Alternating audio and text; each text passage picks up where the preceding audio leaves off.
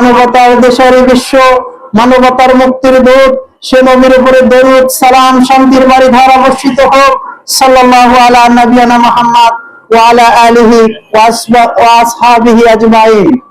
সম্মানিত দ্বীনি মুসলিম ভাই, এই কথা আমাদের সকলেই জানা, মুসলিম উম্মার জন্য কদ আবদালাকুমুল্লাহু বিহি খায়রান ইয়াউমাল ফিতর ওয়া ইয়াউমাল আযহা, আল্লাহ সুবহানাহু ওয়া তাআলা দুইটি আনন্দের দিনকে নির্বাচন করেছেন। এই মহান দুইটি দিনকে আল্লাহ সুবহানাহু ওয়া তাআলা আমার এবং আপনার জন্য পছন্দ করেছেন।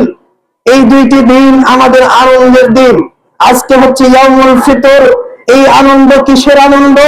এই আনন্দ আমার আর আপনার দীর্ঘ এক মাস সিয়াম সাধনার পরে আল্লাহ সুবহানাহু ওয়া তাআলা আমাকে আপনাকে শুভ সংবাদ দিচ্ছে, এই সিয়ামের বিনিময়ে আল্লাহ তোমাদের জীবনের সব গুনাহগুলো ক্ষমা করে দিয়েছে।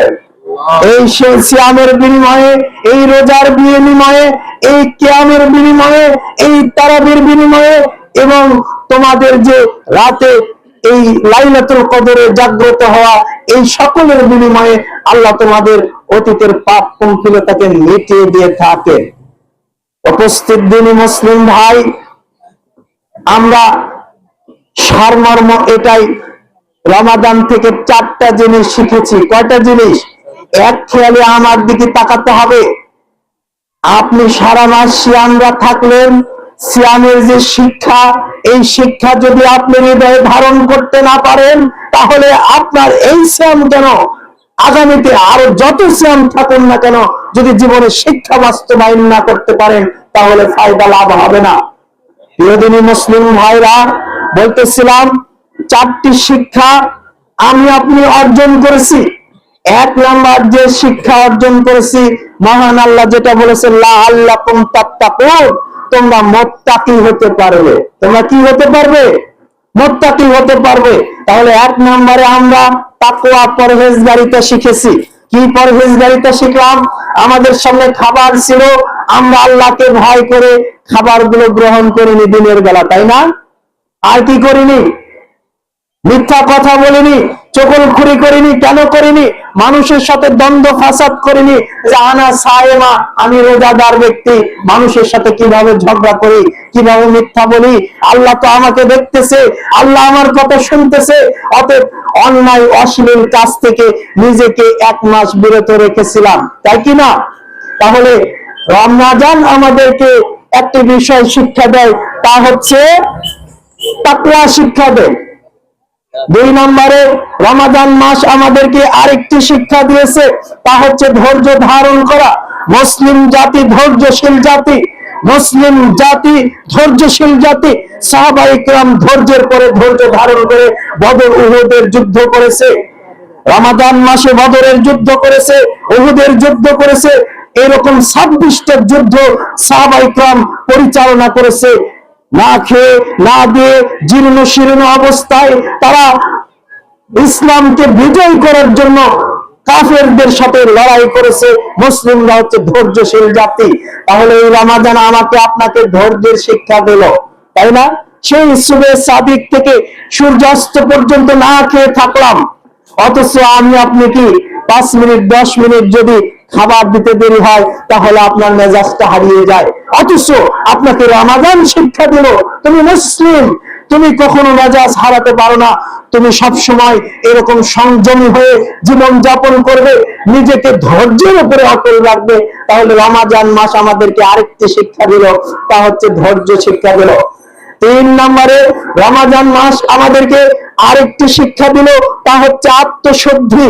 এই যে রমাদান মাসে আমরা তওবা ইস্তিগফার করলাম, আল্লাহর কাছে ক্ষমা প্রার্থনা করলাম, আল্লাহর কাছে কায়মান বাক্যে বললাম, রব্বে কারীম, অপরাধ করেছি, আস্তাগফিরুল্লাহাল্লাযী লা ইলাহা ইল্লা হুয়াল হাইয়ুল কাইয়ুম ওয়া আতুবু ইলাইহি।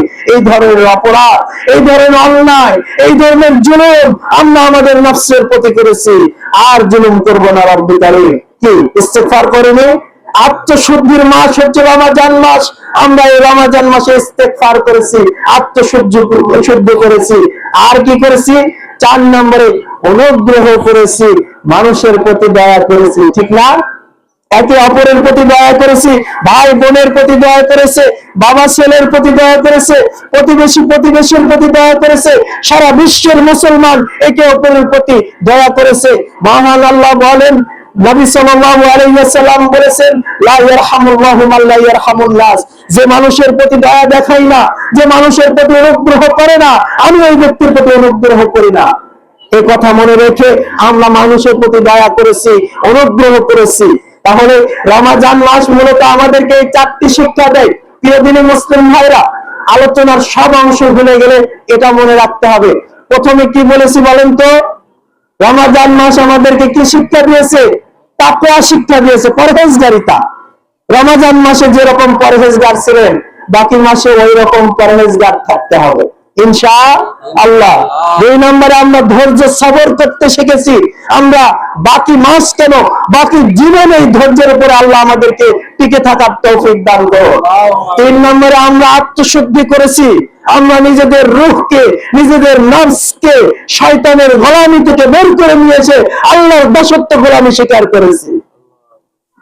4 নম্বরে আমরা অনুগ্রহ করেছি একে অপরের প্রতি, ভাই বোনের প্রতি, ভাই ভাইয়ের প্রতি, মুসলিম উম্মাহ প্রতিটি মুসলমান একে অপরের প্রতি দয়া অনুগ্রহ করেছে। এটা ছিল আমাদের রমজানের মূল শিক্ষা। এখন যে কাজটি আমরা রমজান বের হয়ে গেলেও করব, তা হচ্ছে যে কাজটি রমজানের পরে করণীয়, তা হচ্ছে নামাজ আমরা ছাড়বো না। দেখা যায় অনেক দিনী ভাইরা, অনেক মুসলিম ভাইরা রমজান মাস শেষ, মসজিদের রাস্তা ভুলে যায়, তাই না? রমজান মাসে মাশাআল্লাহ ফজর নামাজে 2 কাতার 3 কাতার 5 কাতার, শহরে দেখি ফজর নামাজে মসজিদ ভরে গিয়েছে, তাই না? আলহামদুলিল্লাহ। বাকি মাসগুলোর চিত্র যেন এমন হয়, মুসলিমরা যেখানেই থাক, ব্যবসার জায়গাতে থাক, চাকরির জায়গাতে থাক, আর হাটে বাজারে থাক, যেখানেই থাক, সালাত হাইয়া আলাস সালাহ হয়ে যাবে, তারা মসজিদের দিকে ধাপিত হবে। রমজান মাসে আমরা সৌন্দর্যের চিত্রগুলো দেখেছি, বাকি মাসগুলো যেন এর ব্যতিক্রম না হয়। তাহলে আমরা নামাজকে ভুলে যাব না ইনশাআল্লাহ। আর কি ভুলে যাব না? দেখুন, রমজান মাসে বাসে বসে আছি, কোরআন তেলাওয়াত করতেছে মুরব্বি, ট্রেনে বসে আছি, কোরআন তেলাওয়াত করতেছে, মসজিদে যাবেন প্রথম কাতারে 2-1 জন, বারান্দা বাড়ি মহল্লাতে যাবেন, ওই আপনার নানি দাদি, আপনার মা বোন সবাই জোহরের নামাজ পড়ে কোরআন তেলাওয়াতে বসে গিয়েছে, মাগরিবের ইশার নামাজ পড়ে কোরআন তেলাওয়াতে বসে গিয়েছে। কি সুন্দর একটা চিত্র ফুটে উঠেছিল রমজান মাসে। কিন্তু দুঃখের ব্যাপার, রমজান চলে যায়, কোরআনটাকে গিলাফ দিয়ে মুড়ে আমরা ওই ড্রেসিং টেবিলের উপরে, শোকেজের উপরে রেখে দিই, আর কোরআন খোলার প্রয়োজন মনে করি না। প্রিয় দিনী মুসলিম ভাইরা, আজকে আপনার যে সম্মান, আপনার যে মর্যাদা সারা বিশ্বের প্রতি, সারা বিশ্বের মানুষের উপরে, ইহুদ এবং নাসারাদের উপরে, পত্তলিক এবং বিজাতিদের উপরে যে মর্যাদা নিয়ে আপনি বেঁচে রয়েছেন, মনে রাখবেন এই মর্যাদার কারণ হচ্ছে আল কোরআন। এই মর্যাদার কারণ হচ্ছে আপনার ইবাদত, এই মর্যাদার কারণ হচ্ছে আপনার বندگی। আপনি যদি রমজান পার হয়ে গেল আর কোরআনটাকে আপনি রেখে দিলেন, কোরআনটাকে হাতে তুললেন না, তাহলে কোরআনের শানে মানে আমার আর আপনার সেই সম্মান আর থাকলো না। প্রিয় দিনী মুসলিম ভাইরা, তাহলে বলতেছিলাম এই রমজান বের হয়ে গেল, আমাদেরকে কোরআন পড়া ছাড়া যাবে না। 3 নম্বরে আরেকটি কাজ করা ছাড়া যাবে না, তা হচ্ছে যে আজকের এই যে মহান দিন, এই মহান দিন আমাদেরকে শিক্ষা দেয় একে অপরের প্রতি ক্ষমা। কি শিক্ষা দেয়? ক্ষমা। হিংসা বিদ্বেষ ভুলে গিয়ে আজকের এই মহান দিনে আল্লাহ আপনাকে ক্ষমা করতেছে না? আল্লাহ কি ঘোষণা দিয়েছেন? যে তোমরা রমজানের সিয়াম রাখবে, এরপরে ঈদের মাঠ পড়বে, তারপরে তোমাদেরকে আমি সকল মুসলিমের সব গুনাহগুলো ক্ষমা করে দেব। আল্লাহ যদি রহমান রহিম করুণাময় দয়াময় হয়ে আমাকে আপনাকে ক্ষমা করতে পারে, তাহলে আপনি কেন পারেন না ভাই আপনার ভাইকে ক্ষমা করে দিতে, আপনার বোনকে ক্ষমা করে দিতে? ভুলে যান না ভেদাভেদ, ভুলে যান হিংসা বিদ্বেষ, সকল মুসলিমদেরকে ক্ষমা করে দিন, সকল ভাই ভাইকে ক্ষমা করে দিন, বোন বোনকে ক্ষমা করে দিন, পাড়া প্রতিবেশী সবাইকে ক্ষমা করে দিন। আজকে হচ্ছে ক্ষমার দিন। আপনি যেরকম ক্ষমা করবেন, আল্লাহ আপনাকে 100 গুণ বেশি ক্ষমা করবে।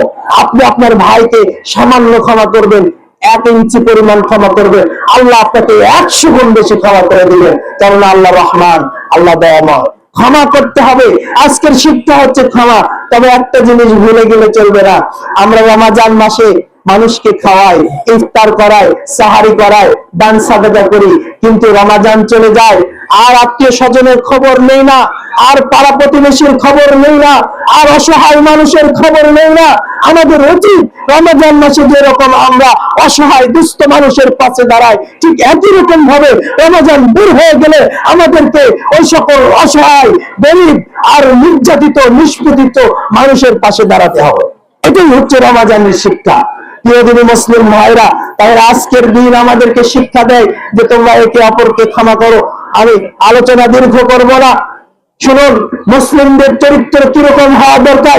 ইবনে মাজার মধ্যে একটি হাদিস এসেছে, আমর বিন আব্দুল্লাহ রাদিয়াল্লাহু তাআলা বলেন, কোন এক যুদ্ধে আমি অংশগ্রহণ করলাম। যুদ্ধের ময়দানে সবাই একটু এক খেয়ালে আমার দিকে, আলোচনা শেষ করে দেব, নিজেদের মধ্যে কথা বলেন না, আলোচনা শেষ করে দেব। কোন এক যুদ্ধে আব্দুল্লাহ বিন আমর বলেন, আমি অংশগ্রহণ করলাম, করার পরে একজন সাহাবী, একজন আমাদের সাথী সঙ্গী, তিনি আহত অবস্থায় একেবারে ক্ষত বিক্ষত হয়ে গেছে, পানি পিপাসা এসে কাতরাচ্ছে। পানি নিয়ে আমি তার কাছে গেলাম। সেই সাহাবী বলল যে আমাকে নয়, আমার পাশের ভাইকে দাও। তিনি আরেকজনকে দেখিয়ে দিল। তখন আব্দুল্লাহ বিন আমর পানির মশকটা নিয়ে সে অন্য সাহাবীর কাছে গেল। সে বলতেছে আমাকে নয়, তুমি আমার সাইটে এই ভাইকে দাও। সাহাবায়ে কেরাম মৃত্যুবরণ করতেছে, মৃত্যুর আগ মুহূর্ত পর্যন্ত তারা ভাইয়ের চিন্তা করত যে আমার ভাইয়ের কি হচ্ছে, অথচ মায়ের গর্ভের পেটের ভাই নয়, শুধু দ্বীনের ভাই, ইসলামের ভাই। কি ভ্রাতৃত্ব তাদের মধ্যে, কি সহমর্মিতা, কি সহানুভূতি তাদের মধ্যে। প্রিয়দিনী মুসলিম ভাইরা, আব্দুল বিন আমর পানির মশকটা নিয়ে তৃতীয় ব্যক্তির কাছে গেলেন। তৃতীয় ব্যক্তির কাছে যে দেখে তিনি পানি খাওয়ার আগে মৃত্যুবরণ করলেন, শাহাদাত বরণ করলেন। এরপরে তিনি মনে করলেন যেহেতু তৃতীয় ব্যক্তি পেল না, আমি দ্বিতীয় ব্যক্তির কাছে যাই, যাকে আগে দিয়েছিলাম তার কাছে আসার পরে তিনিও মৃত্যুবরণ করলেন। তার কাছ থেকে ফিরে প্রথম ব্যক্তির কাছে আসলো, প্রথম ব্যক্তি মৃত্যুবরণ করলো। তিনজন শাহাদাতের পেয়ালা পান করলো, একজনও পানি পান করতে পারেনি। কিন্তু তারা যে দৃষ্টান্ত রেখে গেল পৃথিবীর জমিনে, অন্য কোন জাতি, অন্য কোন কাউম এই দৃষ্টান্ত রেখে যেতে পারবে না। প্রিয়দিনী মুসলিম ভাইরা, আজকে আমরা কি করি? আজকে শুধু আমরা আনাফসি নাফসি, আমরা নিজেদের চিন্তা করি, তাই না? কিন্তু সাহাবায়ে কেরাম নিজেদের চিন্তা করতো না, তার ভাই খেয়েছে কিনা, তার প্রতিবেশী খেয়েছে কিনা। আবু বকর রাদিয়াল্লাহু তাআলা, যার কথা আমরা এত শুনি, সেই আবু বকর রাদিয়াল্লাহু তাআলা বিধবা মহিলাকে সাহায্য করত। দীর্ঘ 5 বছর তিনি ওই মহিলা খুঁজে গেছেন যে আমাকে প্রতিদিন রাতের বেলা কে আমার বাড়ির সামনে খাবার রেখে যায়, কে আমার বাড়ির সামনে এরকম চালের বস্তা, আটার বস্তা, আর আমার এই খাবার গুলো, খেজুর গুলো, কিশমিশ গুলো, পনির গুলো।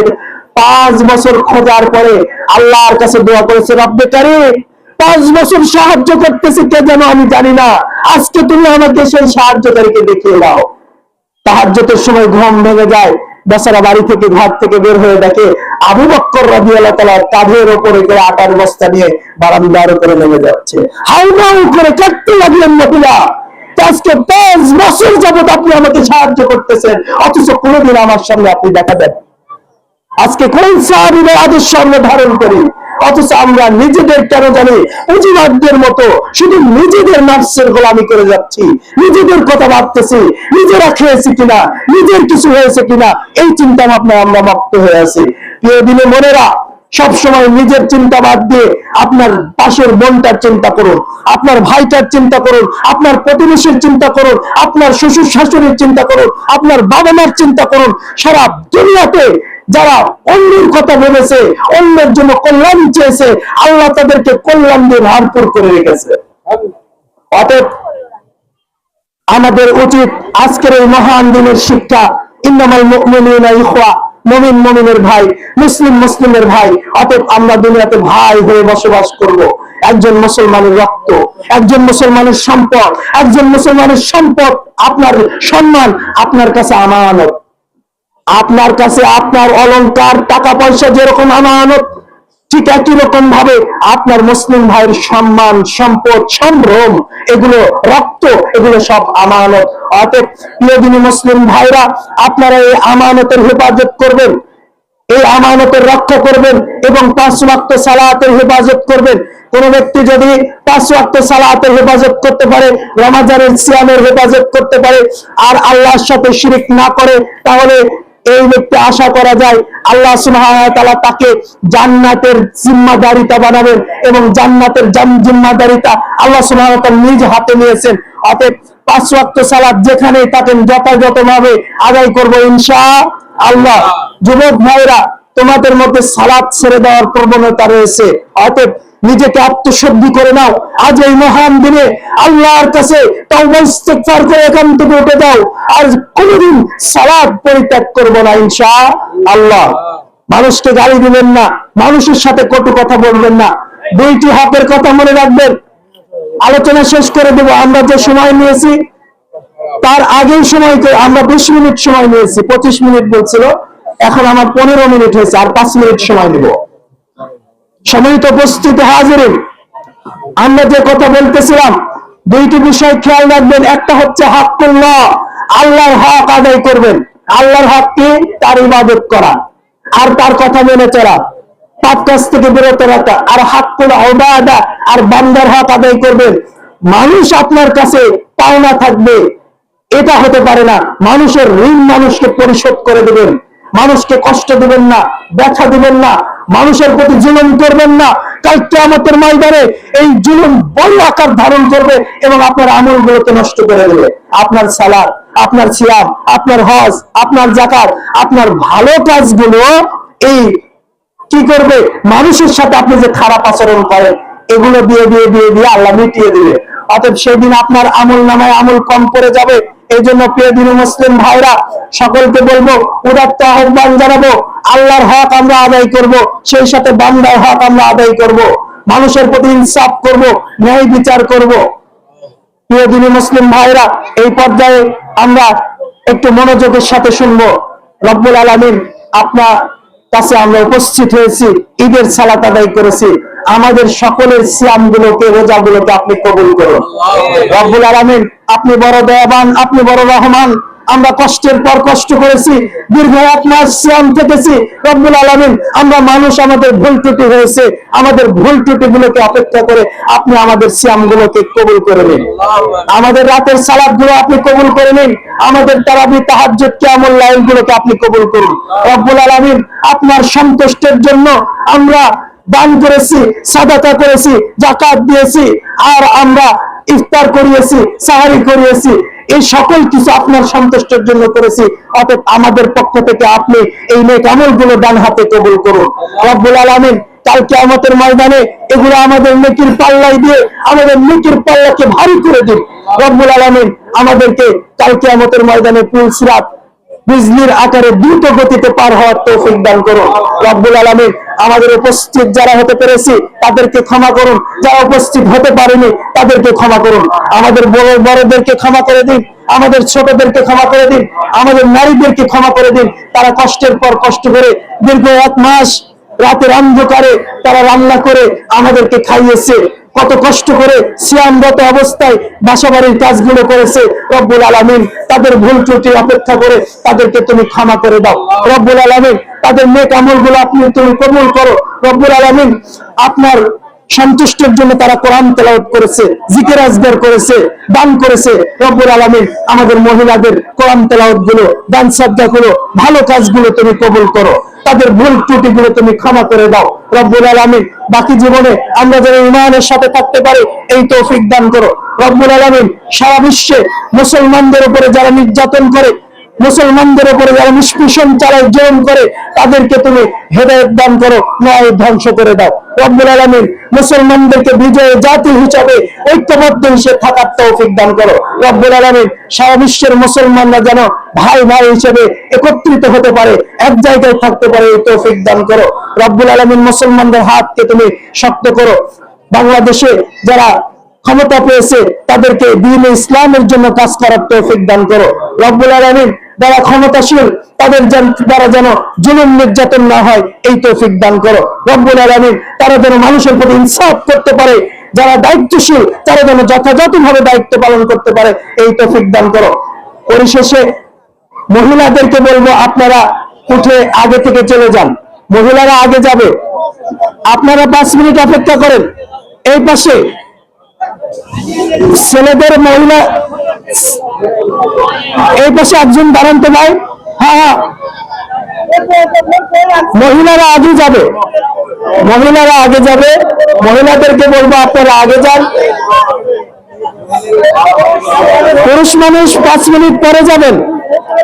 আল্লাহুম্মা ইগফির লাহু আল্লাহুম্মা সাব্বিতহু রব্বানা যালামনা আনফুসানা ওয়া ইল্লাম তাগফির লানা ওয়া তারহামনা লানাকুনান্না মিনাল খাসিরিন রব্বানা লা তুআখিযনা ইন নাসিনা ওয়া আখতানা রব্বানা ওয়া লা তুহাম্মিলনা মা লা তাকাতা লানা বিহি واعف عنا واغفر لنا وارحمنا أنت مولانا فانصرنا على القوم الكافرين ربنا تقبل منا إنك أنت السميع العليم ربنا واجعلنا مسلمين لك ومن ذريتنا وربنا تقبل دعاء ربي إني لما أنزلت إلي من خير فقير يا مقلب القلوب ثبت قلوبنا على دينك اللهم مصرف القلوب صرف قلوبنا على طاعتك اللهم اغفر له اللهم ثبته اللهم اغفر له اللهم ثبته يا مقلب القلوب ثبت قلوبنا على دينك يا مصرف القلوب صرف قلوبنا على طاعتك يا ايها الذين امنوا ادخلوا في السلم كافة ولا تتبعوا خطوات الشيطان انه لكم عدو مبين اللهم اغفر له اللهم ثبته اللهم اغفر له اللهم ثبته اللهم اغفر له اللهم ثبته